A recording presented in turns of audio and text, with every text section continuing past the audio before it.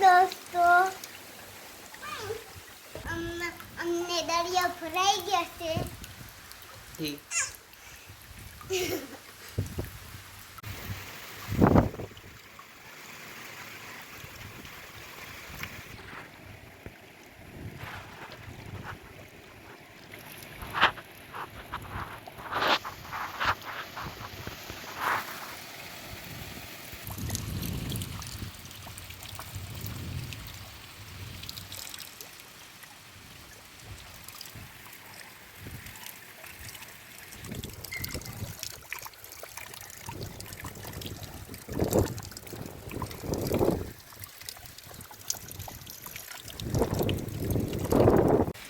તો જય શ્રી કૃષ્ણ. આરસી ગામી ચેનલમાં બધા મિત્રોનું સ્વાગત છે.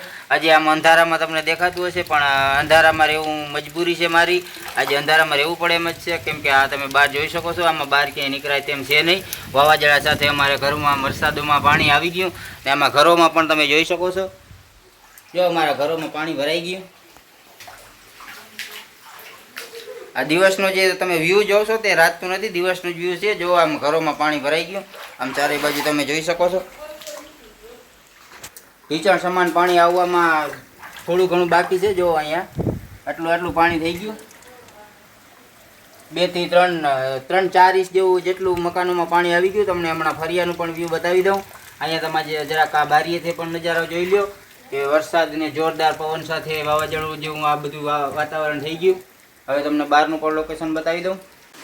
જો આમ તમે જોઈ શકો છો અમારા ફરિયાનું પણ વ્યૂ. જો આમાં આ ઓસરી છે અમારી, આ ઘરની ઓસરી છે. જમવાનું બનાવવાનું બસ ચાલે છે. જો આ ભાણેજ છે અમારે, ને આ બધા સામાનો સાચવી લેવા પડે સમયસર. જો આ જમવાનું બને છે. આ સકડા રિક્ષા ડૂબી ગઈ ને આ જોરદાર પવન સાથે આ મને લાગે છે કે છત્રી એક આગળ બની જવાની. આ જો તો છત્રી નાના બાળકોની છત્રી છે. આ તમને બતાવવા માટે વિડીયો બનાવું. બહુ ગંભીર પરિસ્થિતિ થઈ ગઈ છે.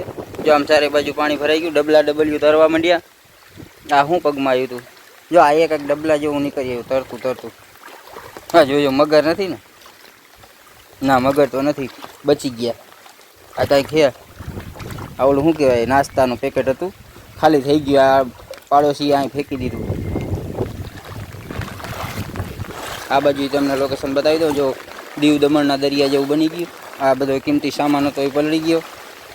આ રિક્ષાનું ટાયર જો અહીંયા ડૂબી ગયું. એને પણ હવે બહાર કાઢવા રેસ્ક્યુ કરવું પડશે હમણાં. અહીંયા ગાડી હલવાઈ ગઈ. આ ગાડીના પેરપાટ લગભગ બધા બગડી જવાના. જો આ લાઈનોને આ બધું તણાઈને આવી ગયું અમારે ઘરની બાજુમાં. આ તરફથી પાણી બહુ જોરદાર આવે છે. જોરદાર પાણીનો પ્રવાહ વયો આવે છે. ગાડી એ બગડી ગઈ. ને આ છકડા રિક્ષા તમે જોઈ શકો છો. જો આ ડૂબી ગઈ છકડા રિક્ષા. આટલા અડધું ટાયર બુડી ગયું. આમ તમને પાછળનું લોકેશન પણ તમને બતાવી દઉં. હજી હાલ પવન સાથે વરસાદની શરૂઆત ચાલુ જ છે. આ મને લાગે છે કે અહીંયા રહેવા નહીં દે હવે. આ બધું ઝાડ બાળ ભાંગી નાખશે. બહુ જોરદાર વરસાદ આવી ગયો અમારે. આ જો હજી હાથમાં છત્રીએ પકડાતી નથી. અમારે તો હાલત કંઈક આ રીતના છે.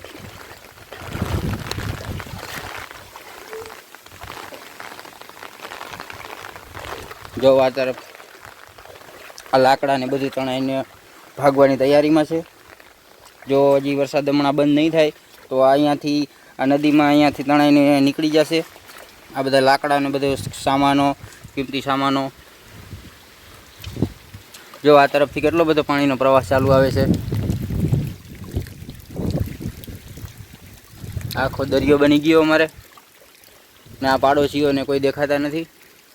મને તો લાગે છે કે બધા મકાન મૂકીને ભાગી ગયા, કેમ કે આવા પ્રવાહમાં કોઈ રહેવાની શક્યતા દેખાતી નથી. અમારે પણ જો અહીંયા વરસાદ જો હવે બંધ થશે તો ભલે, બાકી અહીંયાથી બીજા ઠેકાણે ક્યાંક રહેવાનું વ્યવસ્થા પણ કરવી જશે.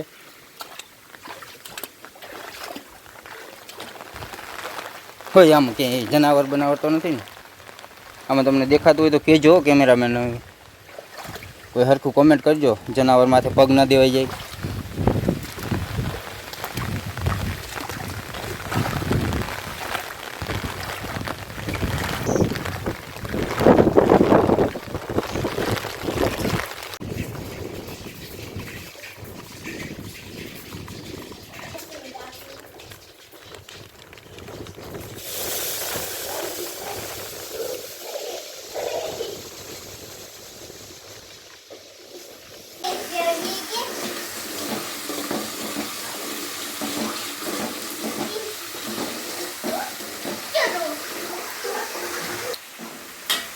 તો હવે જમવાનું બને છે જો દેશી રોટલાના વઘારિયા.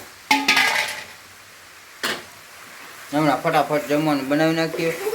ચોમાસામાં કેમ કે ઠંડી સિઝનમાં ભૂખ બહુ લાગે.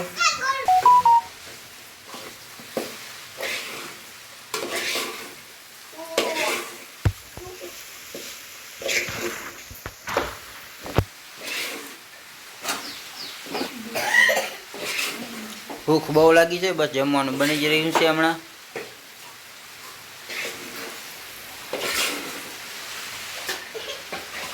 ચાલો એટલી જ વારમાં ફટાફટ બની ગયું જમવાનું.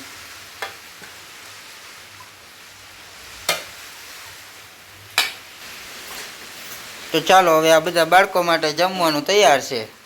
હાલો જમી નાખો. જમવું ને? કેને કેને જમવાનું? તારે જમવાનું? હાલો જમી નાખો. જો આવી કઈક હાલત થઈ ગઈ. આમ આ છત્રી કાગડો બનતી જાય. આ છત્રી લગભગ તો રહેવાની છે નહીં મને લાગે છે. છત્રી કાગડો બની જવાની. હવે મને અમે વ્લોગ પૂરો કરી નાખીએ ને કાગડો બની જાય છત્રી તો કંઈ કામ નહીં આવે બાળકો માટે પણ.